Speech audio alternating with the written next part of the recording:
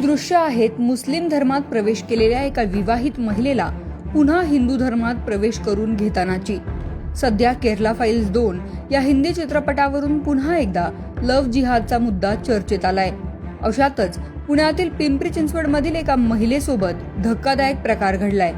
10 वर्षांपूर्वी मुस्लिम समाजात धर्मांतर केलेल्या एका हिंदू विवाहितेने आता पुन्हा एकदा हिंदू धर्मात घरवापसी केली आहे।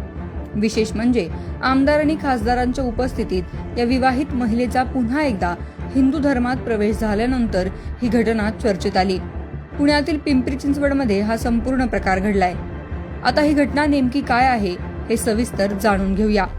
पुणे जिल्ह्यातील पिंपरी चिंचवडमधील एका 10 वर्षांपूर्वी तरुणीने प्रेमासाठी धर्मांतर केलं होतं। मात्र नवऱ्यासह सासरच्या मंडळींकडून होणाऱ्या त्रासाला कंटाळून अखेर काही हिंदू संघटनांच्या मदतीने तिने यातून बाहेर पडण्याचा निर्णय घेतला। पिंपरी चिंचवडमधील रहिवासी असलेल्या सायलीनं 2019 मध्ये मीरा भाईंदर शहरातील प्रसिद्ध उद्योजक आतिफ तासेसोबत घरच्यांचा विरोध जुगारून लग्न केलं होतं। मात्र आतिफ तासेशी लग्न करणे आपली चूक होती। लग्न झाल्यानंतर सतत आपला छळ केला गेला आणि आपलं धर्मांतर देखील केल्या गेल्याचा आरोप सायलीने केलाय। याबाबत अनेक वेळा आपण पोलिसांकडे तक्रार केली होती, मात्र त्यांच्याकडून प्रतिसाद मिळाला नसल्याचं सायलीने म्हणाली। जातींमध्ये म्हणता येईल, मला जातीवाद करायचा नाहीये, पण तरी जो फरक आहे तो आहे, फॅक्ट आहे। आणि मला खूप खूप बरं वाटतंय की आपली लोक आपल्यासाठी उभी राहतात। म्हणून ज्या कोणी मुली अशा प्रकरणात सहन करत असतील अशा गोष्टी, त्यांनी प्लीज सहन करू नये। हे आयुष्य आपल्याला देवानी दिलंय, ते असल्या रावणांसमोर हरून जाण्यासाठी नाहीये। म्हणून आपल्या लोकांचा नेहमी सपोर्ट असतो, त्यांच्याशी प्लीज कॉन्टॅक्ट करा आणि खचून जाऊ नका। पण मग प्रश्न तोच आहे की तुम्ही एवढ्या उच्च शिक्षित आहात, इकडे कशा असल्या गेलाय, काय सिच्युएशन होती या पद्धतीने इथपर्यंत 10 वर्ष काढावे लागले? 10 वर्ष मी काढली कारण माझी मुलं होती, 4 मुलं आहेत मला। मुलांकडे बघून एक आई कधीच असा विचार करत नाही की माझं घर तुटावं किंवा मुलांना आई बापांचा साथ न मिळावा। तोच विचार करून मी आज इतकी वर्ष काढली। पण एक माणूस म्हणून माझी ही क्षमता संपलेली, माझे पेशन्स संपलेले आणि माझ्या मुलांसाठी मला आता बाहेर पडावंच लागलं त्यांच्या आयुष्यासाठी। तुम्हाला बळजबरी केल्या गेली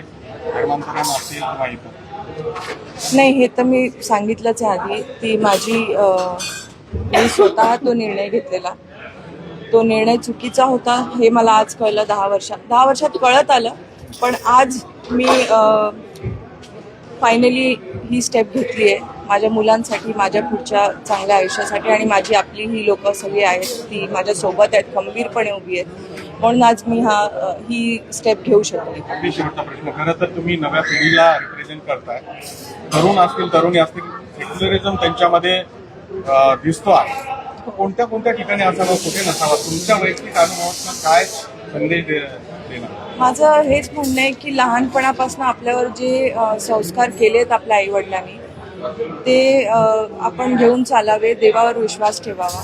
आणि देव नेहमीच जर कोणाबरोबर वाईट होत आहे तर नक्कीच देव त्यांच्यासोबत असतो। म्हणून इतरांच्या बोलण्यावर जाऊन किंवा त्यांच्या प्रोपगँडामध्ये फसून कुठचेही निर्णय घेऊ नये। सनातन धर्म हे आपला धर्म आहे आणि हे मी ठामपणे सांगते की त्याच्याशिवाय दुसरं कुठचाच धर्म तितका महान नाही। मी शब्द कमी आहेत माझ्याकडे, पण संबंधितांवर काय कारवाई कोर्ट करेल। माझी केस चालू आहे, मी निर्णय कोर्टाकडे देते।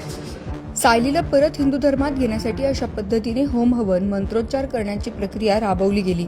याशिवाय सायली सुर्वेचं लग्नानंतर अतिजा तासे असं नामकरण करण्यात आलं होतं। ते नाव बदलून शुद्धीकरण प्रक्रियेत पुन्हा तिचं नामकरण करत तिला आद्या सुर्वे हे नाव देण्यात आलं। घरच्यांचा विरोध जुगारून सायलीने लग्न केलं होतं, मात्र आतिफशी लग्न करणं आपली चूक होती। लग्न झाल्यानंतर सतत आपला छळ केला गेला आणि आपलं धर्मांतरण देखील केल्याचा आरोप सायलीने केलाय। मागच्या 10 वर्षांच्या काळात आपल्याला 4 मुलं झाली। मुलांसाठी आपण इतकी वर्ष सारं काही सहन केल्याचं सायली म्हणते। मात्र आता आपण यातून बाहेर पडण्याचा निर्णय घेतल्याचं तिने सांगितलं। विशेष म्हणजे हिंदुत्वाच्या मुद्द्यासाठी मागील काही काळापासून चर्चेत असलेल्या भाजपच्या खासदार मेधा कुलकर्णी यांच्या उपस्थितीत हिंदू धर्मात पुन्हा प्रवेश करून घेण्यात आला. या व्हिडिओबाबत तुमची मतं कमेंट बॉक्समध्ये नक्की कळवा. पुण्याहून अश्विनी जाधव केदारी यांचा रिपोर्ट, लोकमत व्हिडिओज.